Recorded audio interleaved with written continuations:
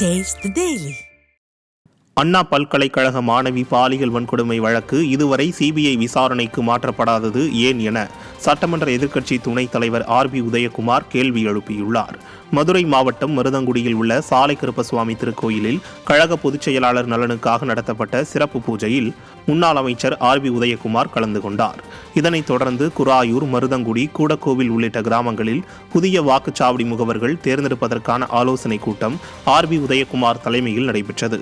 இதில் கலந்து கொண்டு பேசிய அவர், பொதுச் செயலாளர் எடப்பாடி கே பழனிசாமி முதலமைச்சராக இருந்தபோது பொள்ளாச்சி பாலியல் வன்கொடுமை வழக்கை உடனடியாக சிபிஐக்கு மாற்றிய நிலையில் பொம்மை முதல்வர் ஸ்டாலின் அண்ணா பல்கலைக்கழக மாணவி பாலியல் வன்கொடுமை வழக்கை இதுவரை சிபிஐ விசாரணைக்கு மாற்றாதது ஏன் என கேள்வி எழுப்பினார்.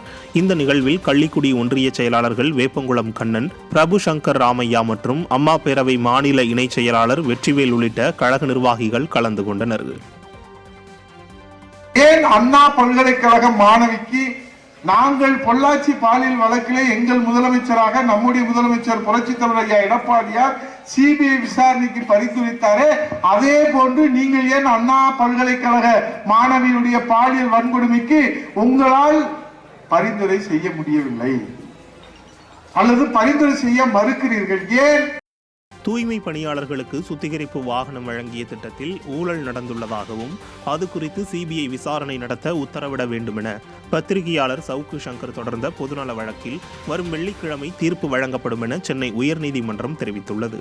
இதன் மீதான விசாரணையின் போது தமிழக உள்ளாட்சி நிர்வாகம் மற்றும் குடிநீர் வழங்கல் துறை, சிறு குறு மற்றும் நடுத்தர தொழில்கள் துறை ஆகியவற்றின் செயலர்கள் மற்றும் சென்னை பெருநகர குடிநீர் வழங்கல் மற்றும் கழிவுநீர் அகற்று வாரியத்தின் மேலாண் இயக்குநர் ஆகியோரை தானாக முன்வந்து எதிர்மனுதாரர்களாக இணைத்த நீதிமன்றம் இவர்கள் தங்கள் பதில் மனுவை வெள்ளிக்கிழமை தாக்கல் செய்ய வேண்டும் என்றும், ஆஜராகும் போது அதிகாரிகள் சம்பந்தப்பட்ட ஆவணங்களையும் தாக்கல் செய்ய வேண்டும் எனவும் இவ்வழக்கில் வெள்ளிக்கிழமை தீர்ப்பு வழங்கப்படும் என்றும் சென்னை உயர்நீதிமன்றம் உத்தரவிட்டுள்ளது.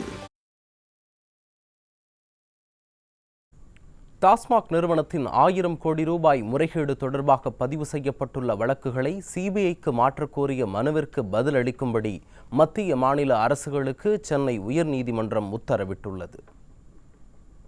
டாஸ்மாக் நிறுவனத்தின் 1000 கோடி ரூபாய் முறைகேடு தொடர்பாக பதிவு செய்யப்பட்டுள்ள வழக்குகளை சிபிஐக்கு மாற்றக் கோரிய மனுவுக்கு பதிலளிக்கும்படி மத்திய மாநில அரசுகள் மற்றும் சிபிஐ லஞ்ச